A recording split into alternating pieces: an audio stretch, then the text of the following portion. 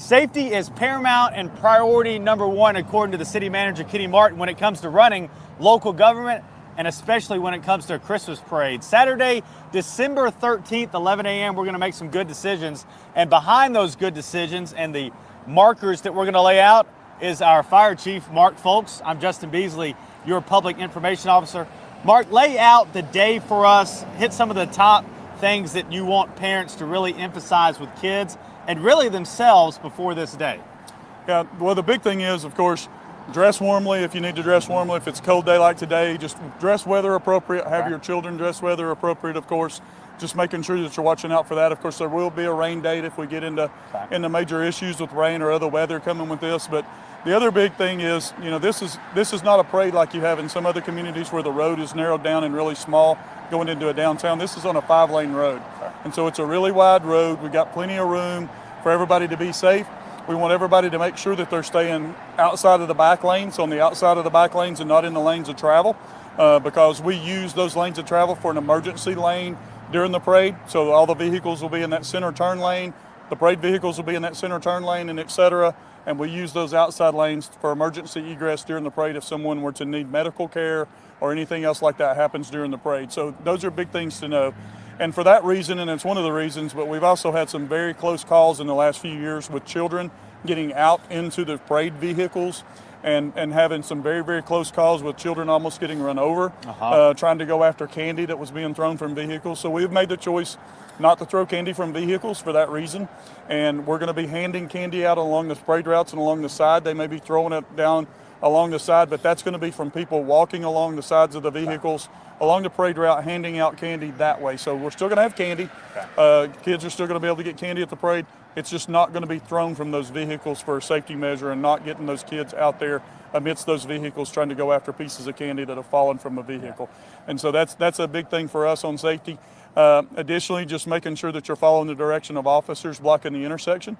Those are other things that we just need to make sure, and we're going to have plenty of police officers along the route at the intersections that are going to be closed. We're going to have blocking vehicles there to make sure we don't get any vehicles coming into those areas where people may be gathered and stuff like that. I forget the stat, but a substantial amount less of intersections will be blocked this year compared to years past, which opens up the doors for businesses to be able to patronize before and after the parade, impacts less. So that's a win for the city. And when it comes to candy, Mark already alluded to it, but the city loves candy more than anybody. It's not that we don't love candy. We're actually purchasing a ton of candy through many, many different donors that are going to help us do that, not coming out of the general fund, but your kids are going to have enough candy. They're probably not done with what they have in Halloween. They're going to have more to run into 2026. So Mark, as far as starting the parade, it's going to start at West Wilson Middle School. I know a lot of people have been asking about that. If you're one of the 80 floats that got in there, what are your recommendations for time of arrival? And then when we get done at the VIP staging area, how will that work at a new spot? Okay, during the all the parade participants that are coming early as possible. I mean, you know, making sure that you're there definitely before 10 o'clock if you've got a float or you're gathering in that parade, so that we can get everything lined up, get it all ready to go before the parade starts. At the end of the parade route, we're going to have different designated areas for different people to go to. So like our band will be going over into the parking lot at the train depot. A lot of the floats will be going into the Chamber of Commerce parking lot and those parking lots adjacent to the Chamber of Commerce to offload from those float areas and things like that. And so it's going to be a little bit different, but we're going to be able to have a lot more organization as far as getting those floats out. And then normal vehicles that are in the parade, they will be able to continue on out East Division Street and turn on the Industrial Road, Clemens Road, and the things like that. And like you mentioned, we got much fewer intersections that are impacted this year. I think it's from 14 down to 5 that are actually blocked, major intersections. And so that leaves a lot of the city open. So people will be able to traverse around on Clemens Road, Curd Road, you know, all of those roads and division streets and et cetera, to get around this parade route to where they won't be impacted by that, because the closure is going to be so limited from West Wilson to East Division Street. We're here at Wilson Bank and Trust on this property, looking back at the street. If you're arriving, if you don't have kids in the parade, if you don't have a float, and you just want to watch casually, enough parking is what I've been asked. Do you think there'll be enough parking? Yes, I think there'll be plenty of parking. You got Robinson Park here behind us. You got the Valley Shopping Center. I mean, you got a lot of places like this. Plaza Drive, the parking lot here at Wilson Bank and Trust.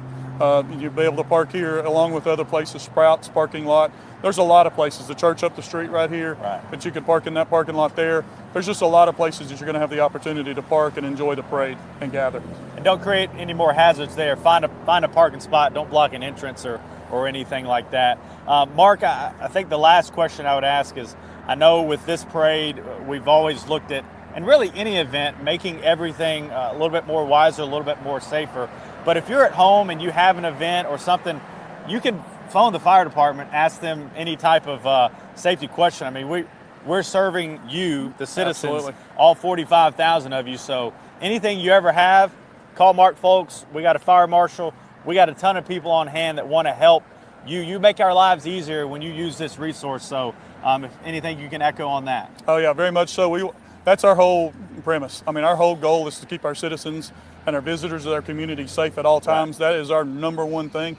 And anything that we can do to help with events that you're having at home or questions that you may have about products that you may want to use and you're concerned about it, give us a call. We can answer those questions the best we can, or we can find the resources to get you the answers that you need. Absolutely. Thank you so much for that. Thank you. All right, Saturday, December 13th, 11 a.m. is the start for the Christmas parade. We'll have a couple more videos leading up until that. Please share the news with your friends, family, and HOA. We expect another record-setting crowd, so we'll see you on that Saturday. Thank you, Mark.